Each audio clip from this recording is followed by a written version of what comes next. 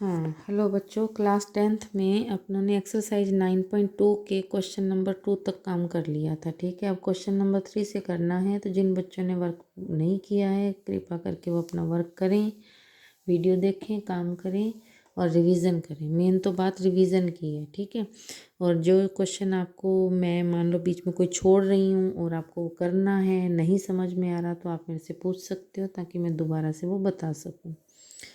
तो आप लोग वीडियो देखो, काम करो, लाइक शेयर करना, ठीक है, और सब्सक्राइब भी करना अगर नहीं किया है तो। शुरू करते हैं। क्वेश्चन नंबर 3 जो है अपने पास पी पॉइंट दिया है, क्यू पॉइंट दिया है। वो कह रहे हैं कि इनको मिलाने वाला जो रेखाखंड यानी लाइन सेगमेंट बनेगा, उस लाइन सेगमेंट का मूल बिंदु, लाइन सेगमेंट और मूल बिंदु, ठीक है, दोनों को जो मूल बिंदु है वो इन दोनों को जो मिलाने वाला लाइन सेगमेंट है उसको 1:3 में डिवाइड कर रहा है इंटरनल। ठीक है, तो अपने को बाह्य विभाजन यानी एक्सटर्नल रूप से जो उसका मतलब डिवाइड करने वाला पॉइंट है उसकी वैल्यू फाइंड करनी है। थोड़ा समझने की कोशिश करना। जो अगर 0 पे वो आपस में इसको डिवाइड करने पे 1:3 आता है तो अपने को एक्सटर्नल डिवाइडेशन वाला पॉइंट फाइंड करना है। ठीक है, तो हमने क्या किया इसमें, ये पी पॉइंट ले लिया, ये हमने ले लिया क्यू, ये पी पॉइंट लिया है और ये हमने -3,9 जो है वो क्यू पॉइंट लिया, ये वाला। ठीक है, ये पहले क्यू पॉइंट इधर लिया था लेकिन वो एक्सटर्नल की बात कर रहा है, तो ये क्यू पॉइंट का ये वाला है। आर जो है इनसे अलग चल के आएगा। आर किस तरीके से लेना है कि पी क्यू और क्यू आर का जो गैप होएगा ये 1:3 में डिवाइड होना चाहिए। ठीक है, तो ये ले लिया हमने, तो हमने इसको ले लिया x, y से।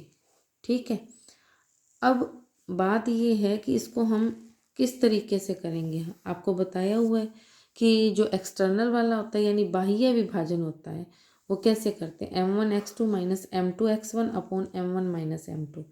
तो सारी वैल्यूज़ आपके पास हैं, m1 m2 यानी 1 और 3, x2 यानी -3 और x1 यानी कि 1। आपके पास पॉइंट नोट है। ठीक है, डिवाइड में 1 - 3, तो ये इसको सॉल्व करेंगे तो अपने पास आंसर आ गया 3। अब बारी आती है y की, y वाले पॉइंट की हल करने की। तो जैसे x की वैल्यू फाइंड की वैसे अपने को y की वैल्यू फाइंड करनी है। तो m1y2 - m2y1 upon m1 - m2। फिर वैसे m1 m2 की वैल्यू ही पुट कर दी 1 और 3। फिर y2 की वैल्यू 9 है और y1 की वैल्यू -3 है और नीचे 1 - 3। इसको सॉल्व करेंगे तो अपने पास आ गया -9 हल करके सारा। तो अपना r(x, y) की वैल्यू कितनी है 3, -9। समझ में आ गया होगा आपको। ठीक है, ओके। हाँ, तो इसमें जो आपको रेशो था ना, एक बात का ध्यान रखना कि आपको ये रेशो 1:3 जो है अंत्य विभाजन में दिया ना यानी इंटरनल में, आपको यही रेशो एक्सटर्नल में लेके चलना है। हालांकि उसने स्पेशल कुछ लिखा नहीं है बुक में, क्वेश्चन में ऐसा कुछ स्पेसिफिक चीज़ नहीं लिखी, लेकिन आपको ये लाइन इससे रिलेट करके लेके चलनी, क्योंकि उसने इंटरनल जो उसका डिवाइडेशन है उसके लिए 1:3 दिया है। यही वाला रेशो आपको एक्सटर्नल डिवाइडेशन के लिए लेके चलना है। ठीक है, तो ये मैं पहले बताना भूल गई थी, फिर सोचा कि मैंने ये बताया नहीं तो कहीं बच्चे सोचें ये तो गड़बड़ हो गई, ये तो इंटरनल था। यस, इंटरनल वाले को ही एक्सटर्नल में लेके चलना है। ओके, अब क्वेश्चन नंबर 4 है। वो कहते हैं कि आपको मिड पॉइंट यानी मध्य बिंदु फाइंड करना है। किस किस का, ये वाला पॉइंट एक और एक ये पॉइंट, इन दोनों जो कोऑर्डिनेट को मिलाने वाली जो रेखा बनेगी या रेखाखंड यानी लाइन सेगमेंट बनेगा उसका मिड पॉइंट फाइंड करना है। उससे आपको कोई वो लेना देना नहीं है कि मिड पॉइंट किसका है, आपको ये वैल्यू दी हुई है, इन इन पॉइंट से ही आपको निकालना है। तो एक्स की वैल्यू क्या आएगी मिड पॉइंट की, x1 + x2 अपॉन 2। सॉल्व किया, x1 + x2 अपॉन 2 = 11 आ गया। ठीक है, फिर y = y1 + y2 अपॉन 2, तो y1 + y2 अपॉन 2 = 36 अपॉन 2 18 आ गया। बाकी अगर इसको बनाना भी चाहो तो रफ बना भी सकते हो। ठीक है, ग्राफिकली बना करके इसकी वैल्यू फाइंड कर सकते हो। ओके, अब है क्वेश्चन नंबर 5। वो कहते हैं कि अब अपने को रेशो फाइंड करना है। सारे क्वेश्चन अलग अलग उठाए हैं मैंने, ठीक है, उठाए क्या बुक में दिए ही ऐसे में, अनुपात ज्ञात करना है यानी रेशो फाइंड करना है। किसका? फर्स्ट कोऑर्डिनेट ये वाला है, सेकंड कोऑर्डिनेट ये वाला है, इन दोनों को मिलाने से जो आपके पास लाइन सेगमेंट आएगा उसका आपने एक्स एक्सिस पर अगर उसका डिवाइडेशन हो, एक्स एक्सिस के ऊपर डिवाइडेशन हो, तो आपको वो पॉइंट फाइंड करना है। अब आप एक बात का ध्यान रखना, पहले तो मैंने फार्मूला लिख दिया आपके लिए ये, ठीक है, m1x2 plus m2 x1 upon m1 plus m2। अब उसने क्या कहा है कि ये वाला जो x अक्ष के ऊपर यानी x एक्सिस के ऊपर डिवाइडेशन होना है। इट मीन्स क्या है, जब अपने पास कोई भी ग्राफ में काम होता है, जो काम x एक्सिस के ऊपर हुआ मतलब y तो उसका 0 हो गया ना, y के ऊपर तो गया ही नहीं, तो y का कोऑर्डिनेट तो आपको शुरू में 0 सोच के ही चलना है। तो हम क्या करेंगे, y वाला ही काम उठा के रखेंगे। y इज इक्वल टू अपना ये फार्मूला होएगा, इसमें y की वैल्यू तो 0 पुट कर दी, बाकी वाली वैल्यूज़ आपके पास हैं। कैसे? m1 m2 तो फाइंड करने हैं, इनको तो पुट करना नहीं है। अब अपने पास है y2 यानी माइनस का 2, y1 यानी कि प्लस का 3, अपॉन में ये वाली वैल्यू फाइंड करनी है, इसको एज इट रखना है, ठीक है। अब आगे क्रॉस मल्टीप्लाई किया तो ये 0 हो गया, इज इक्वल टू माइनस का 2m1 प्लस 3m2। इस 2m1 को हम लेफ्ट साइड पे ले जाएंगे, 2m1 is equal to 3m2, m1 upon m2 लिखेंगे, m1 इधर रह गया, m2 को ला के डिवाइड में, इधर 3 पड़ा था, 2 इधर ले आए, ठीक है। अब m1 के सामने 3 है, m2 के सामने 2 है, it means m1 ratio m2 is equal to 3 ratio 2। तो हमें ये रेशो ही फाइंड करना था, तो ये हमारा आंसर आ गया, ठीक है।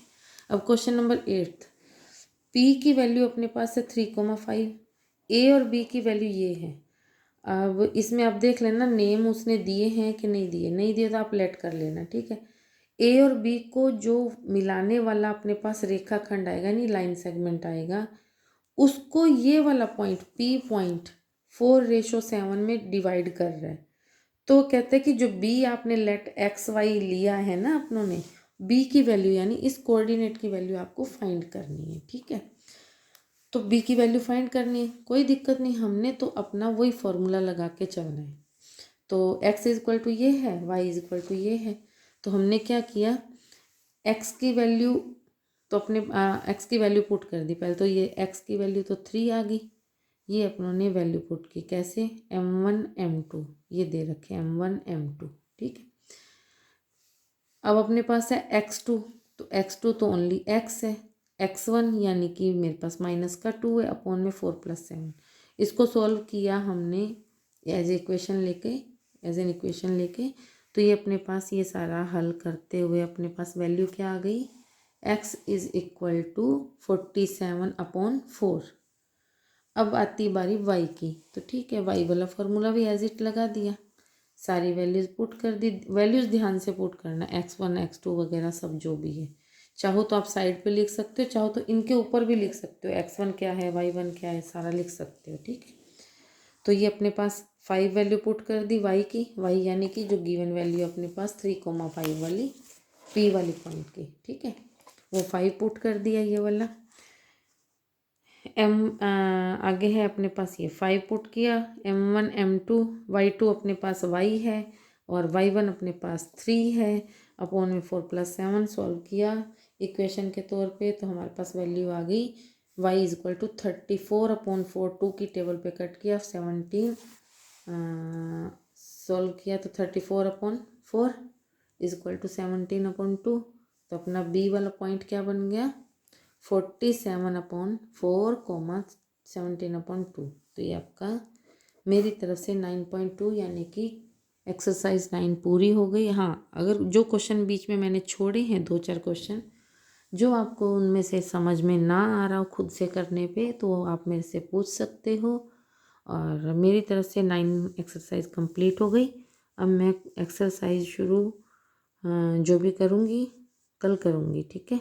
तो मेरे हिसाब से मैं प्रोबेबिलिटी यानी कि 18 नंबर शुरू करना चाहती हूँ, तो वो मैं कल करवाऊँगी आपको। आप ये काम कंप्लीट करो, लाइक करो, शेयर करो वीडियो को, और कोई सुझाव हो तो बताना, और कोई डाउट हो तो वो कमेंट सेक्शन में डालना। ओके बेटा, थैंक यू।